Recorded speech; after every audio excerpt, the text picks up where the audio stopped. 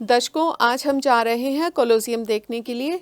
यह इटली के शहर रोम के बीचों बीच बना हुआ बहुत बड़ा एम्फी थिएटर है। यह रोमन साम्राज्य की स्थापत्य कला और इंजीनियरिंग का सबसे बढ़िया नमूना है। इसका निर्माण रोम के शासकों ने 70 से 72 ईस्वी के बीच आरंभ किया था और 80 ईस्वी में यह बनकर तैयार हुआ। उस समय के सम्राटों के पारिवारिक नाम के आधार पर इसका नाम फ्लावियन एम्फी थिएटर रखा गया, लेकिन अलग अलग शासकों ने इसमें समय समय पर कई परिवर्तन कराए और यह एक अंडाकार में बना हुआ एम्फी थिएटर है। इसमें 50,000 से 80,000 दर्शकों के बैठने की व्यवस्था थी, जो उस समय के हिसाब से अविश्वसनीय सी बात लगती है। कोलोसियम 4 मंजिला बिल्डिंग थी, लेकिन भूकंप की वजह से इसके ऊपर की 2 मंजिलें गिर चुकी हैं। 21वीं सदी में यह भूकंप और पत्थर की चोरी के कारण केवल खंडहर मात्र रह गया है।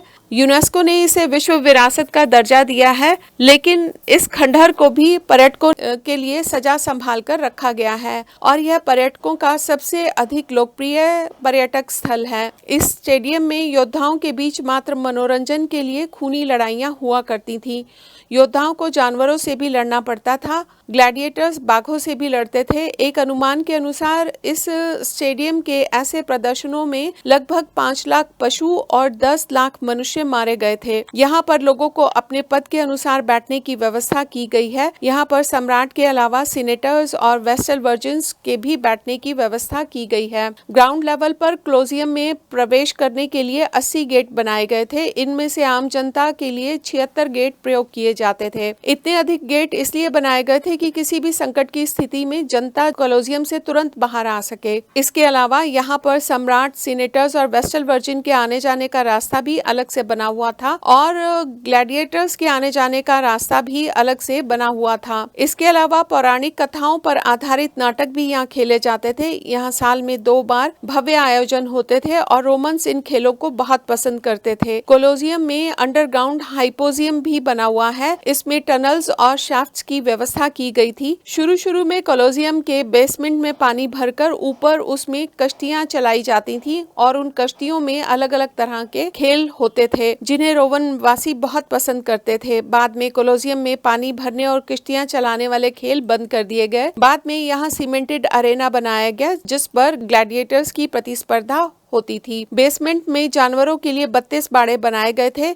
यहाँ गुलाम ही इन जानवरों की सफाई और रहने की व्यवस्था करते थे। बेसमेंट में पुराने जमाने की लिफ्ट है, जिसमें जानवरों को बेसमेंट में से निकालकर इस लिफ्ट के द्वारा अरेना में ऊपर लाया जाता था और वहां उनकी ग्लैडिएटर्स या गुलामों के साथ लड़ाइयां कराई जाती थी।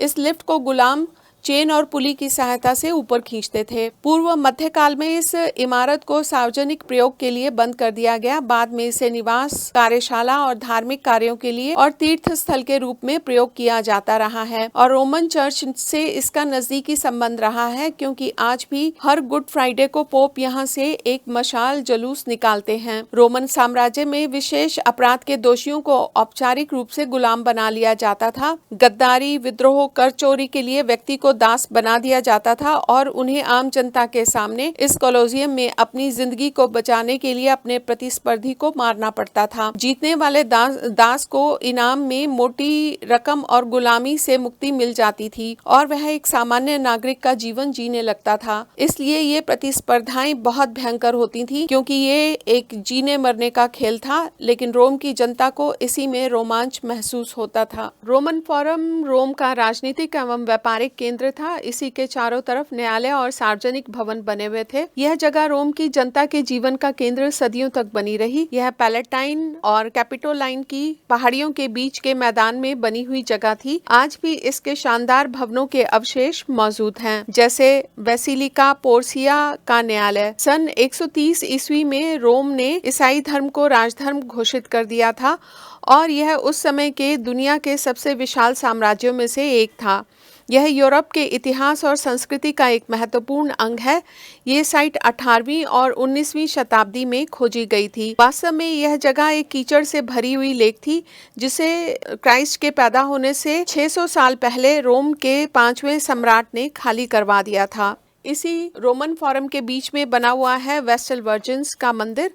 रोम के रोमन फोरम और पैलेटाइन हिल के पास ही वेस्टल वर्जिन के रहने की व्यवस्था पुराने मंदिर में की गई थी, जिसके अवशेष ही आज यहाँ पर मिलते हैं। यह वेस्टल वर्जिन रोमन गॉडेस वेस्टा की पुजारिनी थी। वेस्टा अग्नि की देवी थी। ऐसी मान्यता थी कि वेस्टा रोमन्स के घर परिवार और पारिवारिक सुख की देवी हैं और वह रोम को किसी भी नुकसान से बचाती थी और वेस्टल वर्जिन्स इसकी पुजारिनी थी। 700 BC में एक मैजिकल फायर राजा को दिया गया था और इसके लिए वेस्टल का एक समुदाय भी बनाया गया था और इसके बाद वेस्टल वर्जिन्स बनाने की प्रथा 1000 साल तक चलती रही।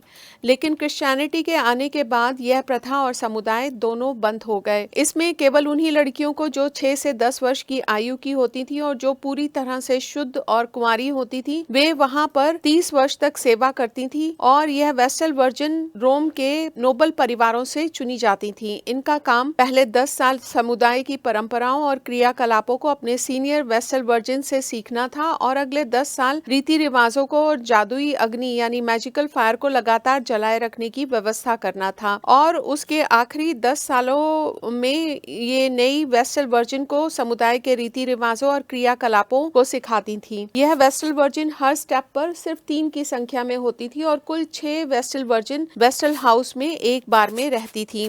वेस्टल वर्जिन्स रोम के सबसे प्रभावशाली लोगों में से एक होती थी। रोम की बाकी महिलाओं को रोम में नागरिक होने का अधिकार तो प्राप्त था, लेकिन वेस्टल वर्जिन्स को उनसे अधिक अधिकार प्राप्त थे। वे रोम के लिए खास थीं और उनको सच्ची और जेंटल सोल माना जाता था। यहाँ तक कि उनको रोम में यह अधिकार था कि वे किसी भी रोमन गुलाम को उसकी स्वतंत्रता देकर उसे फ्री मैन बना दें और अगर कोई उनको कष्ट पहुंचाता था तो उसे जान से मार दिया जाता था। वह किसी भी पुरुष के कंट्रोल से बाहर थीं। लेकिन यदि वेस्टल वर्जिन्स अगर नियमों को तोड़ती थीं या अपने वर्जिन रहने की शपथ को तोड़ती थीं तो उन्हें मारकर हाउस ऑफ वेस्टल में ही दफन कर दिया जाता था। 30 साल तक नियमों का पालन करके रिटायर होने पर वेस्टल वर्जिन्स समाज में बहुत सा सम्मान, अधिकार, पेंशन दी जाती थी और उन्हें शादी करने और प्रॉपर्टी रखने का अधिकार भी दिया जाता था।